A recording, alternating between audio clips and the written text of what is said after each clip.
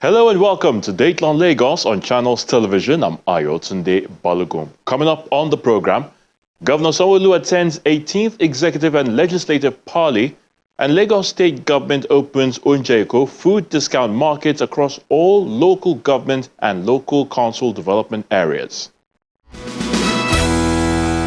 The current hardship facing the country calls for renewed cooperation and higher dedication from all government officials. This is according to Governor Babajide Sanwo-Olu, who made this comment at the 18th Executive and Legislative Parley, a forum for dialogue between the two arms of government. Take a look.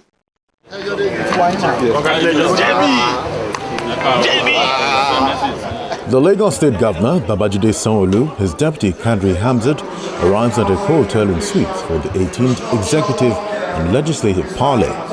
To the 18th Executive and Legislative Party, which has as a theme, engaging all for inclusive governance, hands-on for a greater Lagos rising. Members of the State Executive Council, elected representatives in the State House of Assembly and the National Assembly, former lawmakers, former Minister of Works and Housing, Babatunde Fashola, as well as members of the Governor's Advisory Council are all present for the discussion. The Right Honourable Speaker. The two-day parley, organized by the Office of Political, Legislative and Civic Engagement, creates an opportunity for government to deliberate on how to rule the state better. This parley serves as a crucial platform for dialogue, collaboration, and the exchange of ideas, fostering a harmonious relationship between the executive and legislative arms. I extend my deepest appreciation to Mr. Governor, Mr. Selibu, Mr. Tok Hando, and Mr. Real for Real, whose unwavering passion has played a crucial role in bringing this parley to fruition.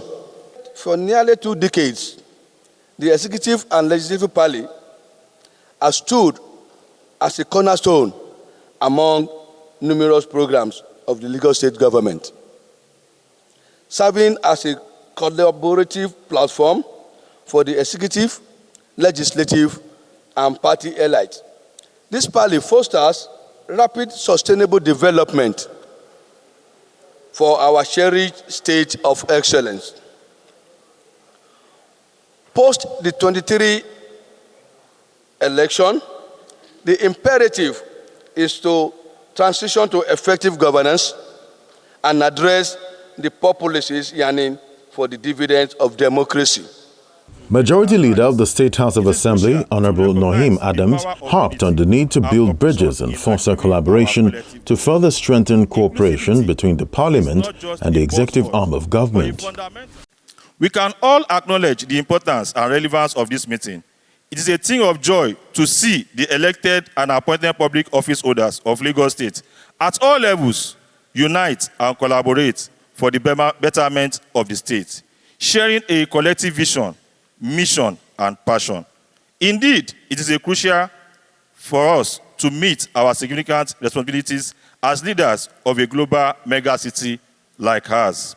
Ladies and gentlemen, as we convene here, being guided with the theme of this parley to deliberate on strategies that will propel Lagos to greater heights, it is crucial to recognize the power of unity and cooperation in achieving our collective goals. Inclusivity is not just a buzzword, but a fundamental principle that underpins our democracy and governance structure.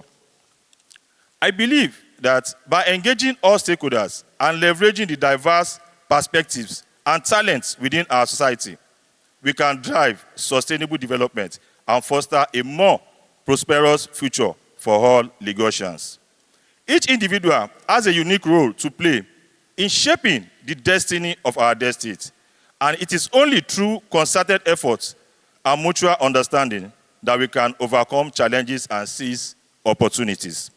One of Nigeria's brightest legal minds, The keynote speaker was the former governor of Lagos and former Minister of Works and Housing, Mr. Babatunde Fashola, who recognized the debate on the special status for Lagos and also asked the leaders to make democracy work for the people.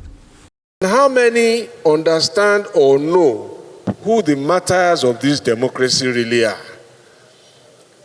How many people lost their lives for this purpose that we now sit in exalted privilege to hold the office? And then, of course, is the democracy delivering for the people? Do they feel represented and do they feel included? And I think these are questions every one of us in and out of office must continue to ponder. And of course, to ask ourselves, what does government even mean to us? You know, and I will touch on this in the very limited time that I have, because for me, the task of our generation that needs to be undertaken by leaders of our time is to make democracy work for our people. And that's a very, very big task. Because if you look across the world, democracy is becoming increasingly dysfunctional. If parliamentarians are not fighting themselves to a standstill, the executive is on one hand giving the top blue while the parliamentarians are giving the upper cut. And so people are asking, is this what we signed up for? But I believe in the democratic process. I believe that it can work. And I believe that it is interactions such as this that make it easier for the operators of the democratic process to make it work for the people. I just want to use this opportunity to remind us that our work is far from done, especially to members of the National Assembly. Our work has not even started. If you look at what is going on now, I think this is the time when constitutional amendment is being considered to go back and reopen the books about the campaigns for a special status for Lagos.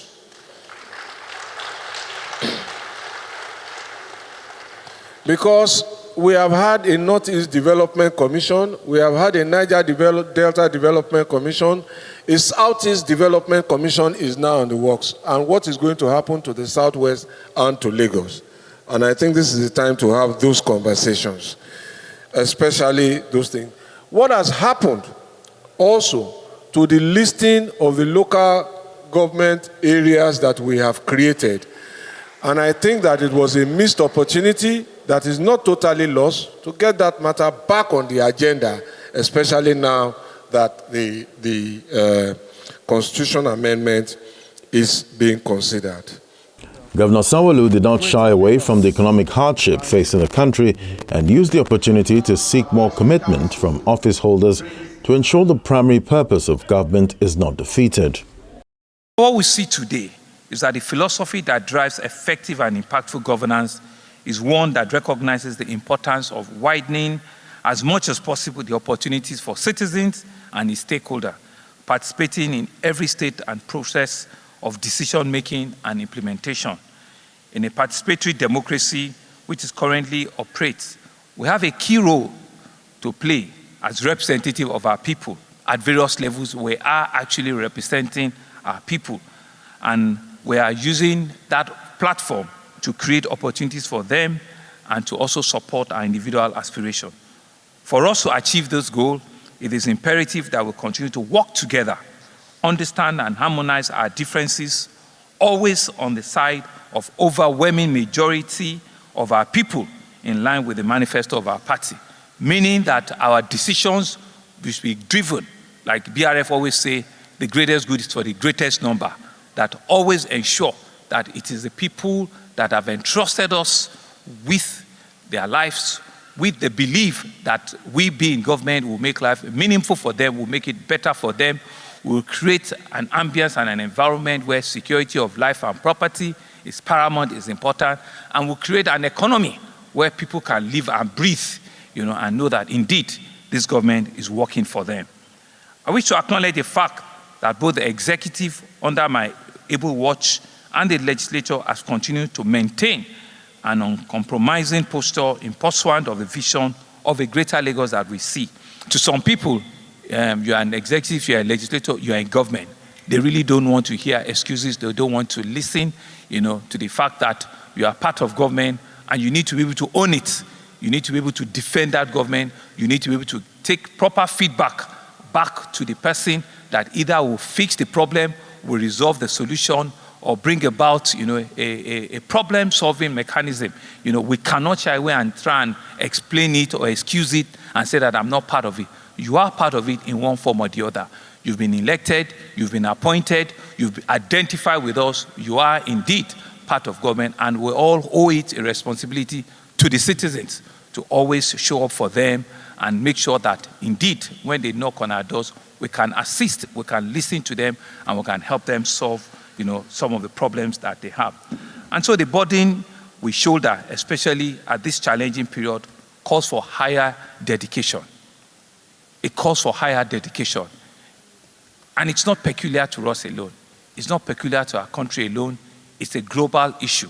And everybody must come out with solutions, with creativity, with ideas that you can localize to solve your own problems. And we cannot just say it away and excuse it and say that, no, it's not. No. There are global issues, there are national issues, there are state issues, there are community issues. And so each one of those issues, as leaders, as people that the citizens believe in, is a force on our shoulder, and we must be able to rise up, show a higher level of dedication. We need to have, strategies, innovative strategies that we can pursue, and a sense of urgency that will ensure that we can use to solve some of those problems. On day 2 of the event, a communique was issued by the state government focusing on how to explore all avenues to reintroduce the issue of 37 local council development areas in the ongoing constitution review. The Deputy Governor, Kadri Hamzat, urged the people to live in peace and harmony. Just for us to love our neighbors like we love ourselves, let's be more charitable to ourselves. Let's tone down the hatred. There is too much toxicity in our society. Everything is too toxic. The criticisms, the everything. So let's just tone it down. Deal with ourselves as human beings. And we all make mistakes. We all do wrong things, but we should just take it easy with ourselves, show love to ourselves, and build our country. We are meeting with all the legislatures, federal, state, the executive, our party. The essence is to review what we are doing for our state. What are the assistance that we need from the federal government using our legislatures at the national? How do we work better as executive and legislature in the state so that we can deliver the dividends to our people? And various ideas will come up. We invited people from outside that will advise us. So that's why Lagos seems to be a bit different. We listen to advice, we bring people in, we mix like this, and we encourage other states to also do the same thing so that there can be synergy, so that there's no... people have this notion that says assemblies are rubber stamp. That's nothing like that. They are not. But when you have all these meetings, you iron out issues. So we bring out things that we want to do. They say, well, no, why are we doing it this way? Our party leaders will say, well, maybe. So by the time we come out of here, we're on the same page. The 2024 Executive and Legislative Parley calls for more synergy between all arms of government to achieve all-inclusive governance in Lagos State.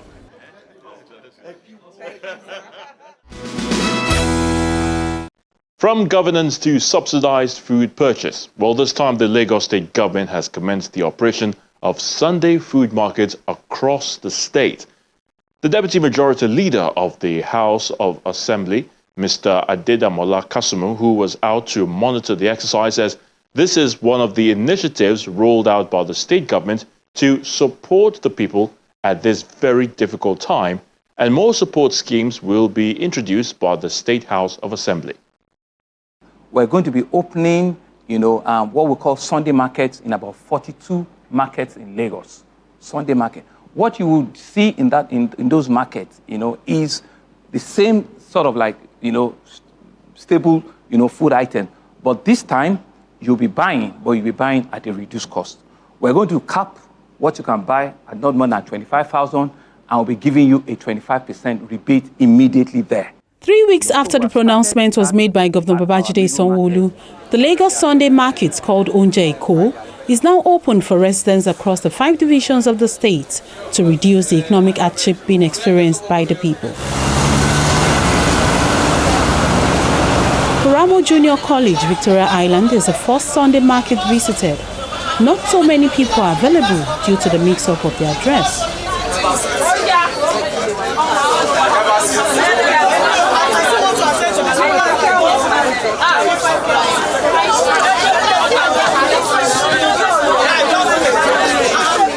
They wrongly gave the address to be opposite a hotel, so some people might have missed their way.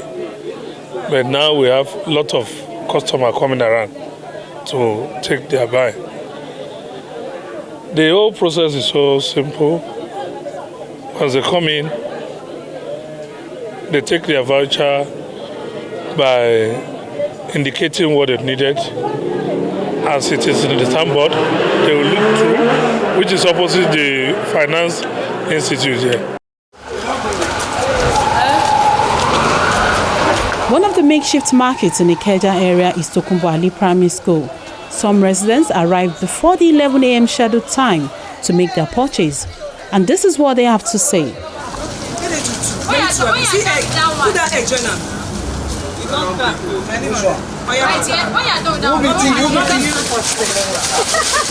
Five is much now.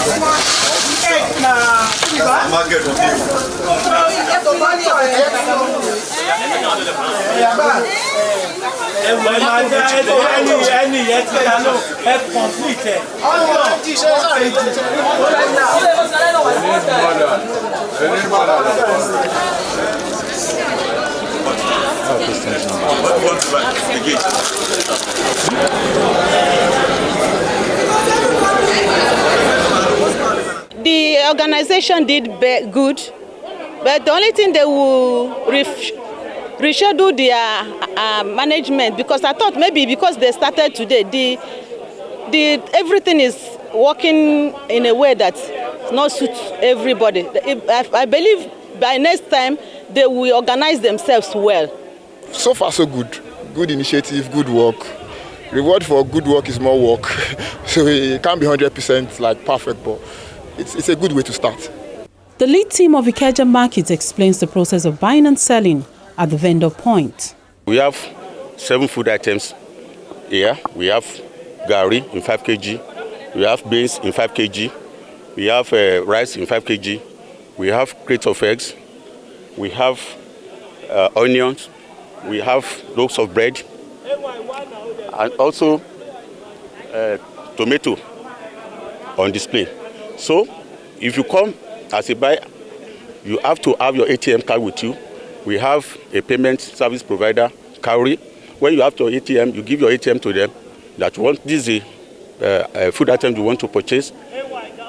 Then the government has given a 25% discount on each food item that you want to buy. So what you need to do is take your ATM card to the service provider. They will issue you a voucher. So based on the item you want to buy, you pick up the voucher, take it to the vendor, then collect your items. But you cannot buy 2 items at a time. So if you are giving them a voucher, that voucher must carry the food items you want to buy. But you can buy more than 1 food items, but not buying the same 2 items with 1 voucher. And the voucher you are carrying only works for this Sunday. So if you retain that voucher, you can't use it next Sunday. At Agege area of Diary Farm Secondary School, residents make their way to purchase food items. But egg and bread are the first 2 items being sold to the people. as at the time of this visit. The announcement is the queue we have now is only for bread and egg. Because then if you are going there, you are only going to take back bread and egg.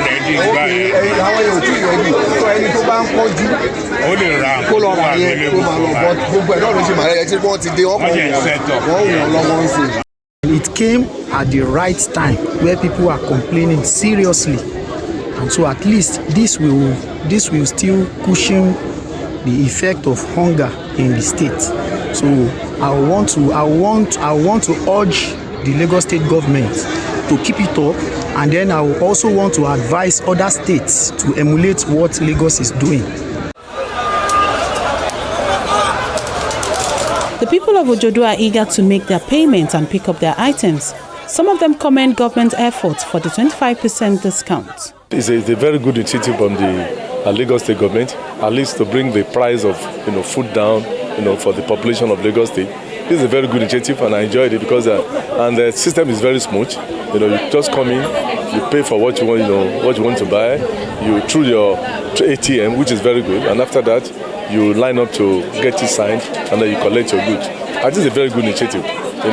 We want more of this from the Lagos State government. The Deputy Majority Leader of the State House of Assembly, Honorable Adedamola Kasumu, and a member of the State Special Dispensation Palliative Advisory Committee, Joe Okeodumaki, speak on the additional palliative from the Assembly with an assurance of better performance from next week. And to further support the people, we have also, as representatives, looked for ways to also cushion the effect with people. So for further support, I, as a representative of the people, also committing to getting at least food vouchers that would cost up to about 1,000 naira food vouchers. That will cut across 1,000 constituents at least, to start with, to be able to further support the 25% discount that has already been given by the state government. It's a different and separate arrangement, such that when you come here, based on first come, first serve at least, the moment you come here and you request or you try to get food items, you'll be given, as a constituent that is, you'll be given your vouchers in support with whatever it is that you are trying to pay for. So further reduction will come to play. What can be done is to increase the sales points so that we'll have more people and then more residents can be attended to. But I want to salute the residents that I've seen so far, Agege here and some other fillers as well. Some of them still remain very calm, unprovoked, but some provoked. But the ambience I see is that of relative peace. We have the security around, but they have less work to do. And I want Lagos residents to realize that this is just a pilot one. They are just kickstarting. All their concerns, all their worries will be attended to. This is a pilot phase of the subsidized Lagos Sunday market, expected to last for a period of 3 months, and the state government is appealing to residents to visit any of the 57 locations in order to benefit from the food palliative initiative. And this is where we call it today on this week's edition of the program Dateline Lagos. Thank you so much for watching. I'm Ayotunde Balogun. And don't forget to always obey state traffic laws and regulations, and please help keep our environment safe. Till next time, remember to be the best and stay safe always. Bye for now.